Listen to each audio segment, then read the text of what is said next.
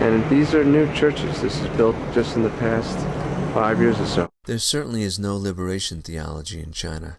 Afterwards, I did manage to speak with one priest only off camera, and I must admit, and it's difficult to tell, but I left feeling like I was speaking with an entrepreneur, a business manager, more than one in the service of the Holy Spirit. Inside, the only thing in English that I could find anywhere in the books or whatever was the line, "God is love," was on one of the columns.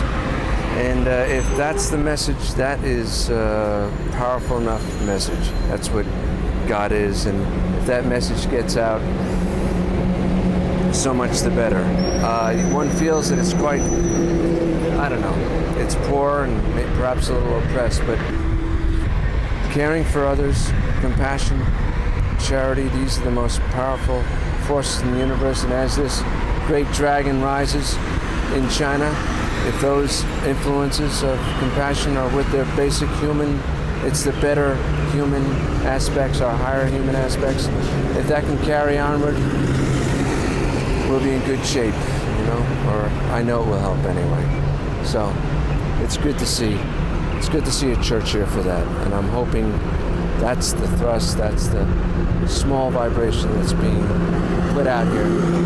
I know all the missionaries of the past that were here hundreds of years ago have had to leave, and not all of it was good, and some of it was part of the great oppression that this country is still very fearful of. So, okay, much love.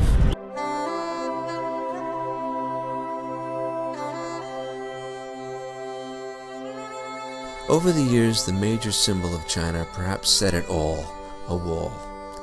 What does it say, your symbol being a great wall? Can we hear the voice of 600 years ago, the Chinese emperor who was the son of the conqueror, who invaded and got around and over the Great Wall from the north? To all his counselors who were pressing him on security of the state to repair and upkeep the wall, he very clearly said, "Why would I repair the wall? It didn't keep us out. If you want security, you have to win the people's hearts." All right. Interestingly, with the new generation, the walls China has kept up to the world have slowly been coming down. While for over a century, our welcoming, open, and compassionate Statue of Liberty, a symbol embraced and put up by the students in Tiananmen Square, we are here now abetting the business and have much talk of putting up walls, greater walls. What's happening to the deeper security? I know we can get back to the winning of hearts. So, on touching this place of nature, it is the earth. It is the earth. It's the same earth that's on the other side of the earth. And my thoughts about Chinese, being American, being Iraqi, being a Tamang, being a Frenchman, being a Mexican. We are so one now. We always have been. We just thought we were really different, but we're not. Alright, these little guys trying to catch some fish with very thick rope. And there's just no way.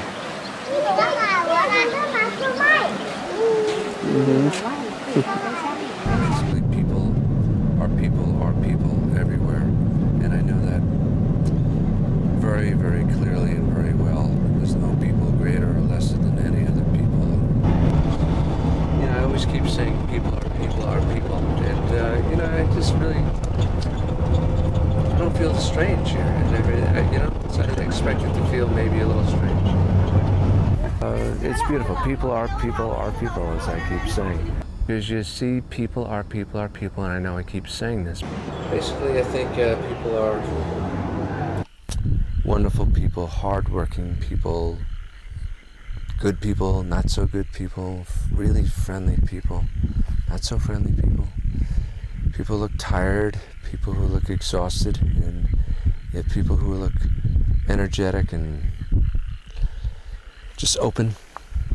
They just want to make do. They want to make their life run. They want to be happy. They want their kids to have education. They want to eat well. They want to have parties, and yeah, they want to have a nice home.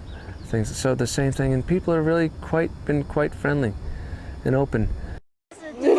She's so beautiful. This is the village that Jimmy Carter stayed in when he visited. Behind this bamboo is a village that proudly identifies itself as Jimmy Carter's Village. With enthusiasm, they tell you what a good person he is and how he and Rosalind rode their bikes here and were loved by the people. In comparison, the only tone you get about Bush is disrespectful and negative. They use him as another reason to build their military and another reason they don't want the democracy of America.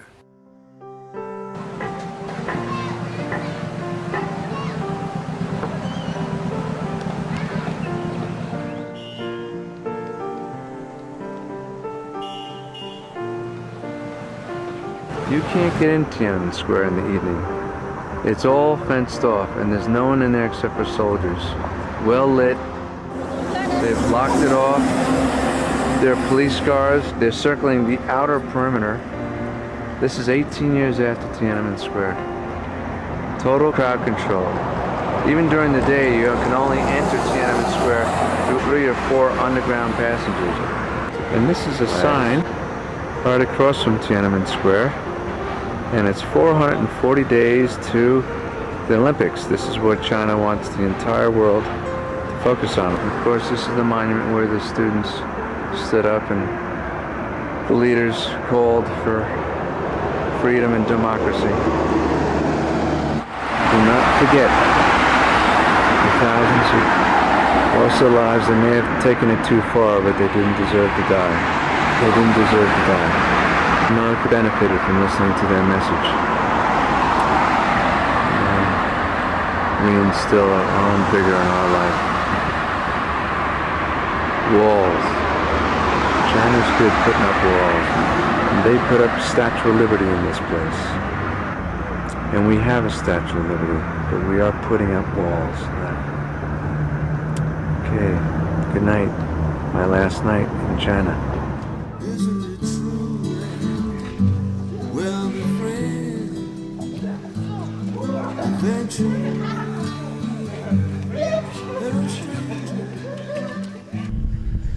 And while I'm in this place of peace, I don't forget that there is Bush's war going on, that there are people dying, that there are people afraid for their lives. People think that any moment an explosion can go off. The tremendous tensions of rush hour traffic in the city, and people under the toil of work and making a living. The homeless that I worked with for so many years, I can feel it all. The starving in Darfur, the terror that people are experiencing. Yet I feel so secure and safe, even though I know anything can happen when one's traveling, but there's a tremendous sense of safety. I do not feel unsafe here. Children can be mean or great to one another. Dogs can be vicious or friendly. It all depends on how they were raised, on the parents or the owners. Let's start here. How does one learn to feel and say please, or thank you, or I'm sorry? How does one learn to share, especially when you want something for yourself? How do we learn cooperation? How do we learn about people we don't know? How do we learn about what people we don't know are thinking and what their needs are? It's up to our example and our constant reinforcing and teaching. It's up to our vision and encouraging each other. Courage. China, America, let's appreciate and enjoy the good we are. Let's work together, dialogue together, and respond to our positive visionaries. Hello. Bye-bye. Bye-bye. Get on board, as you say. I'm ready, I've got my bags packed. Get on